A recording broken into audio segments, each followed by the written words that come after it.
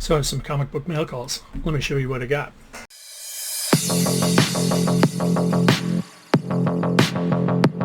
Hi, it's James here for Read More Comics.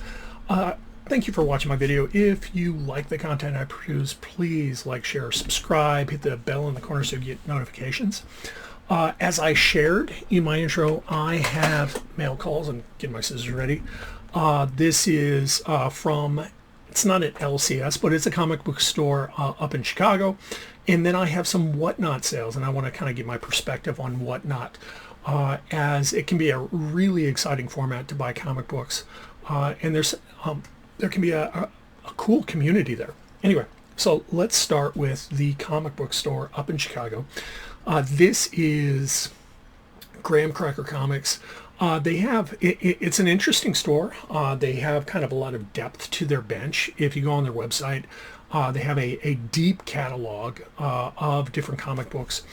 And I find it really helpful to fill in some of the books that have been elusive as I've been trying to achieve my comic book wall, or just in general, there are things I want in my collection because I want it or I want to read it.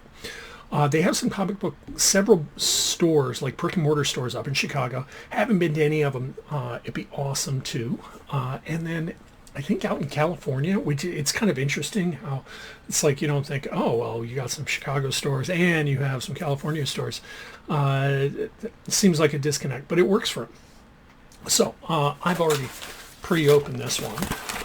Let me show you what I got. And this is mostly, as I recall, because I don't remember what I got. Put that down there to help me with my 2025 collecting goal. Oh, yes. And this one might be a key. I'll have to check it in a moment. So this is Fantastic Four, issue 552. This is part of the Volume 3 run. We got Dwayne McDuffie, who has done a lot of work over in DC. Paul Pelletier on art, and he did the New 52 Aquaman run with Jeff Johns. It was awesome. And I want to say, let me double check this here. This is a key. Most of these books are just books, but there were a couple of them that were more than that. Here, I need to move my keyboard just for a second. Fantastic Four.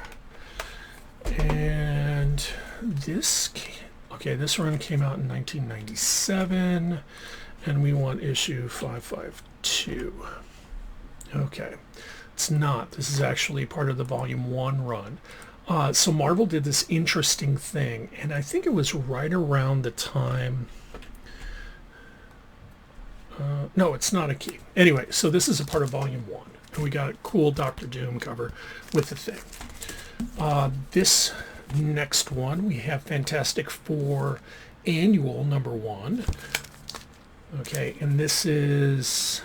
So this is Volume 1. This is... I don't remember what this is. I'd actually have to check it out. I'll put it right down here. This is Volume 3. So back in the day, this is in the comic book boom of the early 90s. There was a magazine Wizard who would do all sorts of interviews, and they'd have a price guide, and it was an amazing periodical. It came out once a month. It was an awesome book, and they also did some cons. Well, one of the things they did is if you sent in, I'm not sure how it worked out, if there were things you had to clip out of a couple magazine, out of the magazine or comic books. If you sent some things in, you could order these half issues, and they did it for all sorts of books. It wasn't just Marvel or DC books. I don't think it was DC books, but there were some Marvel books, there were some Image books. This is Fantastic Four 1/2. Okay, so this is the intro, and they always came with the COA, so I got the COA too. I wasn't sure if I'd get both, and is this... No, this is not the original seal. It had this original kind of bag with this hollow foil seal on it. Anyway, so I thought that was pretty cool. This, I think, was the most expensive books. This is like $10, and on eBay it's $10. So I got all of these for a pretty reasonable price if you take into account, if I was buying them on eBay, it would have been nickel and diming me with shipping and handling. We have FF Volume 1. This is issue number 17. There were 2 books I needed. This was one of them. Here we have Johnny Storm eating the Thing's cereal. I thought that was pretty cool. Jonathan Hickman did this. This was a continuation of his Fantastic Four run in Volume 3, and then I think it jumped back over to Volume 1 in the numbering. Marvel's numbering is a mystery to me. Anyway, this is also one of my favorite artists, Nick Dragotta, who is doing Absolute Batman right now. So if you are really digging Nick Dragotta's art, there's some other titles you might look for. FF is one of them, and the same with East of West, which he did with Jonathan Hickman. We have Fantastic Four 602. Okay, this is another Volume 1 issue, I think. Jonathan Hickman on it. Great Galactus cover. Monkey Prince. I got 2 of these. Let me pull them up real quick. Oh, here we go. Okay, so I was able to pick up most of Monkey Prince, which came out at the beginning of, I think it was DC Rebirth. I don't know. Anyways, they introduced Monkey Prince character, which he's a mythological character of Chinese mythology, been around for centuries. So DC introducing is really, I think, just trying to get a foot in the door in the Chinese market. That's what I think it is. Anyway, I read some character intro. Like Monkey Prince was in some other books, and I really liked it. And so I was able to snag most of the run cheap on eBay. Like, it's only, I think it's like 18 issues, 12 issues, something like that. But it was missing 2. Missing number 7 and missing number 8. So I'd looked around, looked in half-price books, looked at my LCS, was finding it nowhere. And so I just picked them up both here. And we got a couple more Fantastic Four books. We got Fantastic Four issue number 16. This was the end of the Matt Fraction run. Matt Fraction will be taking over Batman in, I'm not sure when it is now. I thought it was August. Maybe it's September because the Hush 2 book has been delayed. Anyway, love Matt Fraction's work. I had most of the run except for this one issue. Really cool. Check out that cover.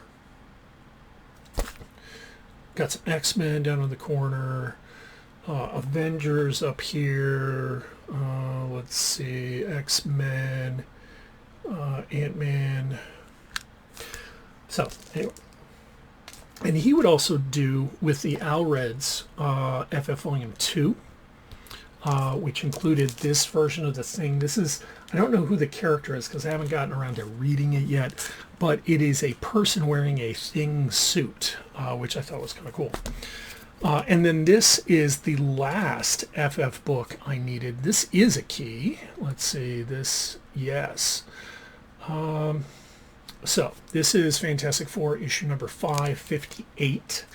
Again, this is a part of Volume 1. Another very cool Doctor Doom cover. And this is the first appearance of the New Defenders, which had, let's see, I'm looking it up right now, Old Man Logan, I've heard of him, and a bunch of other characters I've never heard of before. So I don't know how big a deal it is. It's a key or a minor key. So this, in addition to the 1/2 issue, were the most expensive books. All right, so now are my Whatnot purchases. Let me get this stuff out of the way.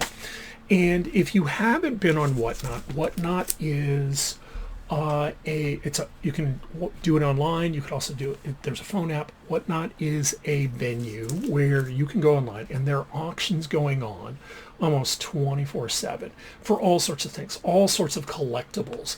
I've seen shoes there. I've seen, Magic, Pokemon cards, collectible card game stuff, sports cards, pops.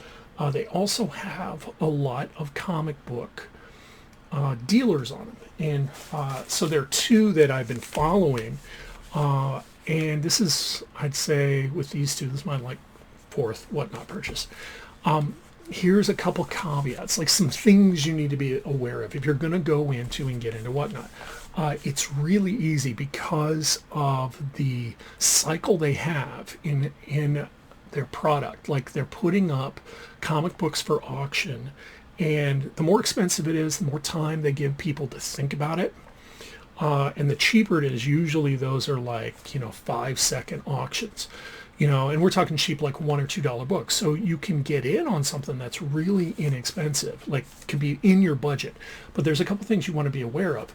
Every time someone bids, it adds more time, okay? And it's really easy anytime in your kind of that auction setting to get caught up in the emotional purchase. So you want to be strategic. You want to give yourself a budget, just like anything with a reinforcement schedule like this. Gambling, for example, any addictive reinforcement schedule, the psychology is really clear about it. You want to give yourself some boundaries.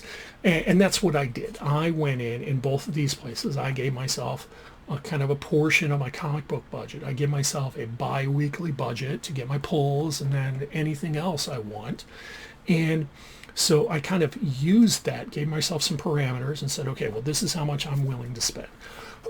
And so first, you want to be aware of that. Second, they kind of prorate shipping and handling. So the first purchase you do with a particular individual is going to be more expensive.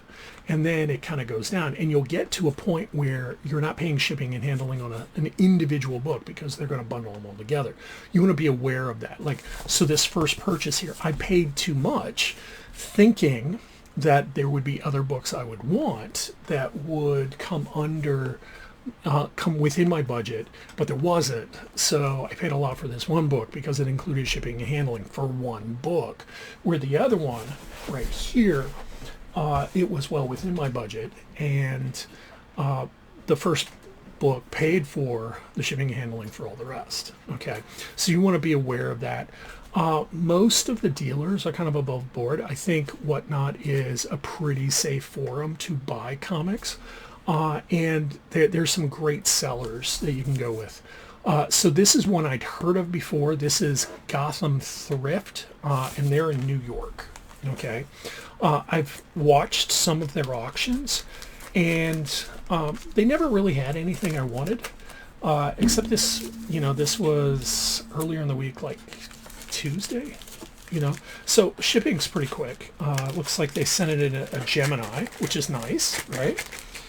And I'm aware that a lot of the East Coast comic book community, they know each other, and so the fact that there are other people, like the other seller, we'll get to him in a moment, knew this one, that said, okay, well, that says something, because the other guy has a reputation in the comic book community. That means his reputation influenced my purchase. So let me open this up for you. So this is Fantastic Four, Volume 1, issue number 266. This is a John Byrne cover, so, and he would have been doing the writing also. It's a really minty copy. So this next one is from Bronzeville Comics.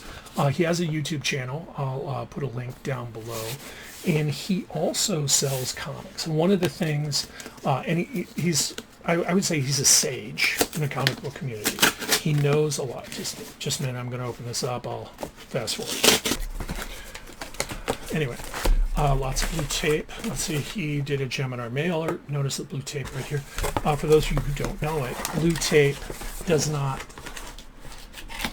like pull if it gets stuck to a comic book. It's easier to extract it, unlike like Scotch tape or any other tape. And he also did the little flappy things.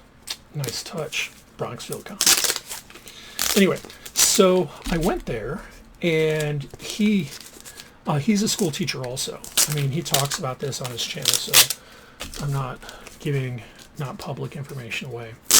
And what is cool is he does these Monday shows. They start at 10 and they go obnoxiously late. Like, there was one, and maybe it's summertime, maybe I'm just catching them. It went to like 1 in the morning, 2 in the morning.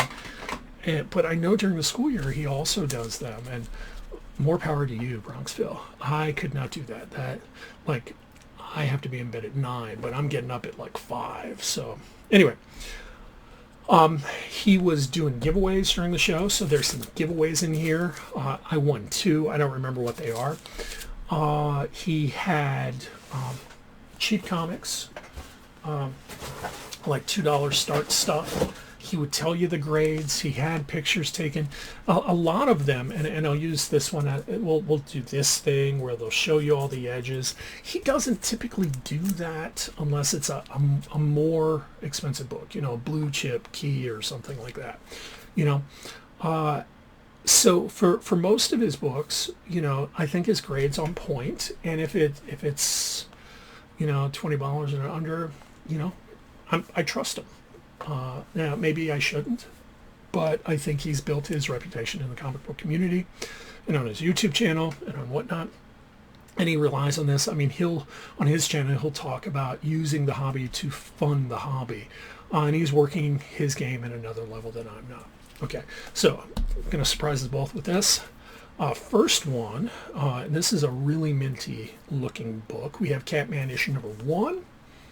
This is New 52. This book came out, I want to say it was about 15 years ago, 2010-ish, when DC did a line-wide reboot. And I've heard it had something to do with Superman, but I don't know. Anyway, so I needed this. This was a part of my collecting goal. This one I won. This is the facsimile reprint of Adventure Comics 210. I had them open it up, and I didn't know this. There were only 2 winners, so out of all of these facsimiles, there were only two golden dog cookie, which was really disappointing. It's cool, though. So I got another copy, and this one's better. Like the other one, I dinged the spine. Not that it mattered too much. Here's a key, and I was surprised no one jumped on this one. So this is X Factor. I'm not collecting X Factor, but I am working an Uncanny X-Men run. But this is a key. This is X Factor issue number 5. This is the first, I think this is the first cameo appearance of Apocalypse, which was a really cool villain in the X-Men cartoon back in the 90s. I'll put it down below if it's first cameo. It might be the second appearance. No, it's first cameo.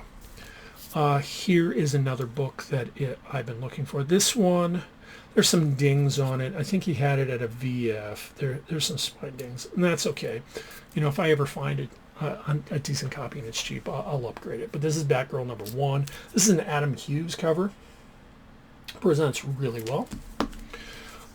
This is an upgrade. I picked up this book at, we have a Mondo Con. Mondo is the name of the con over in Mishawaka in Indiana. And they'll actually have one next month. I picked it up for $5, and it was worth $5. I think I paid $5 for this one, but this one is in really sharp condition. There is one, it's not even a spine tick. No? Okay, there's a spine tick. But we got Detective Comics, issue number 1.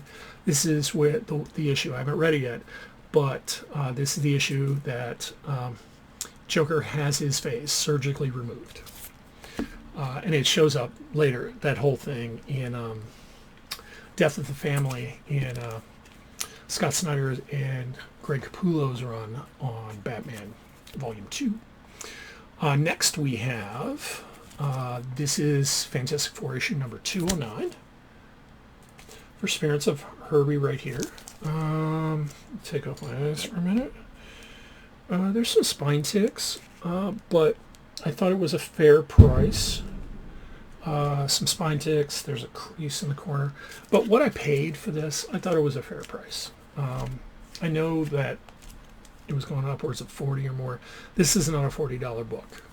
This is, I wouldn't say it's a reader copy. It presents nicer than that, but it's nice. Oh, he had this bundled together as a buy it now. This Aquaman Volume 2. It was a 4-issue run by, who did this? I don't know. Anyway, So 4-issue run. That's not my collector goal, but that's in the future. And this apparently was something else that I won. I didn't realize I won it. So we got Penguin, Pain and Prejudice. So last thing, this is Comet Adjacent, and I'm going to skip ahead. So I didn't want to share all of that. There was some nice crinkly sound. Anyway, so this is Comic Adjacent. I started collecting near the front end of New 52, and at the time, DC Comics was having a Japanese statue company called Kotobukiya make 1 in 6 statues. I think it's 1 in 6. Maybe it's 1 in 10. I'll correct myself if I need to right there. Statues. They started with Batman, the whole Batman family. You can see them over my shoulder there. Some of his Rogues Gallery. And then over here, right there. And then they did Justice League. And then he kind of went out on the, went further and further than that. And I thought, first, it was the first statues I purchased. They were at a really reasonable price point. When they first came out, they were $50 a piece. I think they went up to $70 near the tail end. Kotobukiya finished the line, and that's something they do. Once they finished a run, they're done. Okay, I know that because I tried to get a replacement part for one of them over my shoulder, and they can't make them anymore. Anyway, I saw these on eBay. And I went, oh, okay, made the guy an offer, and the person accepted. And so there's some Batman adjacent Kotobukiya statues that I have picked up. And this is the first one to arrive. It showed up in the box, okay? This is Wonder Woman from Justice League. This is the New 52. You can see the branding right there, Artifacts Plus. And Kotobukiya right down here. They have a lot of really cool statues. Here's Wonder Woman. And this is the New 52 version where she was wearing more armor. I think she even had a shield and a sword at one point. The shield and sword carried over to Rebirth and Beyond. Anyway, it is in immaculate condition. It's still wrapped in the plastic inside the box. So I thought that was pretty cool. It says Justice League right here. The base is magnetic, so it helps the figure stand up. And I looked at it and went, I'm not going to spend a lot of money on statues. I'd rather invest them in other things. But I thought this was pretty cool. So I got, this is the second member of the Trinity that I have. I have the third member coming in later next week, and another figure. So there you have it. There's my mail calls. If you liked what you heard, please leave a comment down below. Like, share, subscribe, hit the bell in the corner. Thank you for watching. Don't forget to read more comics.